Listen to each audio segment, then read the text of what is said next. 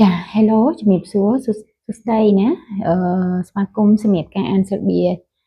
ចាឆារ៉ុតជាថ្មីម្ដងទៀតចាសម្រាប់វីដេអូនេះយើងមកមើលរាសីណាសម្រាប់អ្នកឆ្នាំរកានៅក្នុងខែ11ទាំងអស់គ្នាថាតើយើងនឹងជួបរឿងអីល្អរឿងអ្វីដែលយើងគួរតែជៀសវាងចានៅក្នុងនេះដែរយើងមកមើលសម្រាប់អ្នកឆ្នាំរកាយើងមើលអំពីគោលនៅក្នុងខែ11ណាសម្រាប់អ្នកឆ្នាំរកាអាយ៉ាហើយរកាខ្ញុំហើយដមូនទៀតហើយណាឃើញថាសម្រាប់អ្នកឆ្នាំរកាកុំឲ្យអ្នករកាល្អរហូតឲ្យតែមើលដូចអត់សូវល្អសោះបងអត់សូវល្អសោះរកាណាខ្ញុំឲ្យប្រយ័ត្នប្រយែងពាក់ព័ន្ធមួយសុខភាពដែរណាអាចប្រយ័ត្នឈឺចាមានអារម្មណ៍ថាចូលដល់ខែ11មានជំងឺបញ្ហាសុខភាពពាក់ព័ន្ធជាមួយនឹងឈឺក្បាលមានអារម្មណ៍ថារបៀបវាស្មុកចាវាមានភាពស្មុកមានភាពមិនល្អកើតឡើងហើយមានអារម្មណ៍ថាដូចត្រូវអំពើអំពាន់គេបែបផ្លូវងឹតឬក៏ខុសអីមួយអញ្ចឹង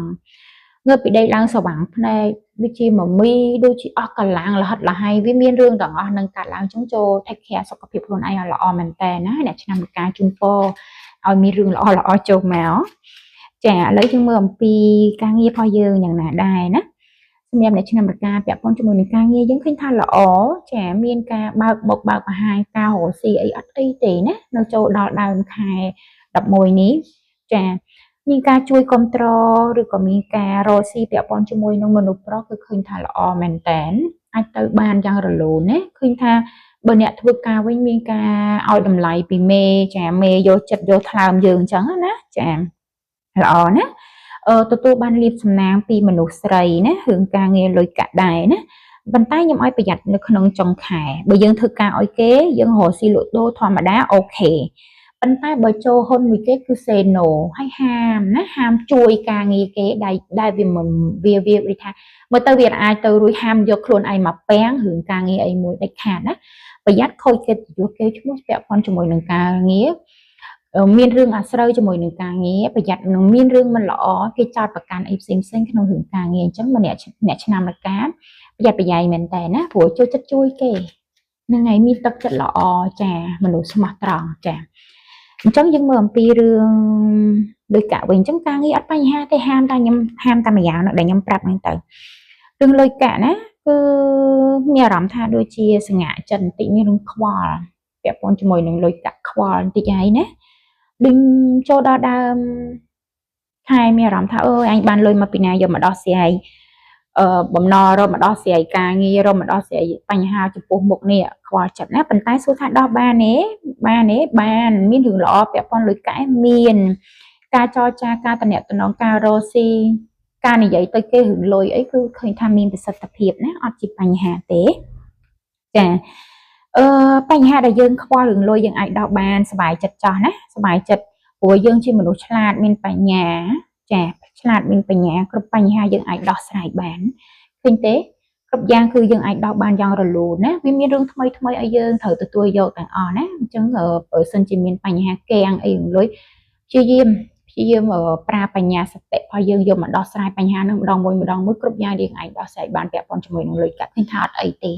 ណាសុបាយចិត្តចាស់អញ្ចឹងយើងមើលអំពីរឿងស្នេហាវិញមើលអ្នកឆ្នាំរកាណាមានរឿងល្អមិនល្អអីចូលមកណា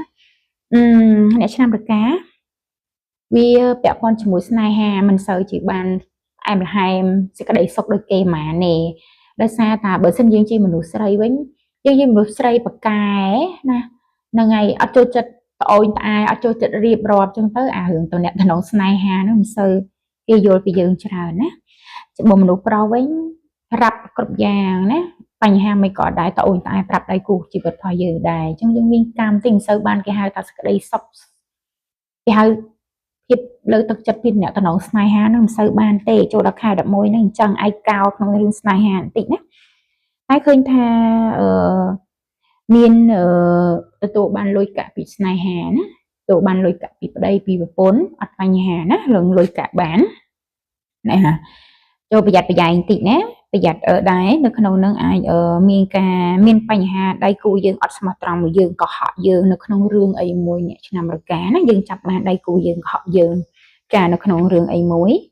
ចាប៉ុន្តែលុយកាក់ឃើញថាមានលៀបល្អភាសាប៉ុន្តែដូចជាអត់សូវមានការទុកចិត្តគ្នាក្នុងតំណែងដៃគូស្នេហាយើងប្រហែលជាពិសេសរឿងស្នេហាចំណែកលើស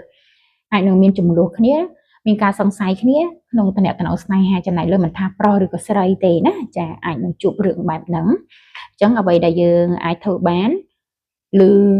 ឃើញនឹងភ្នែកឬនឹងតិចណាបានស្ដាប់គេនិយាយដោយផ្ទាល់អាហ្នឹងចាំយើងជឿជាក់ណាកុំប៉ាន់ស្មានអញ្ចឹងសង្ឃឹមថាគ្រប់យ៉ាងនឹងអាចរលូនចូលមកក្នុងជីវិតយើងផងដែរចាអរគុណច្រើនជួបគ្នាវីដេអូក្រោយណាអ្នកឆ្នាំរកាបាយបាយ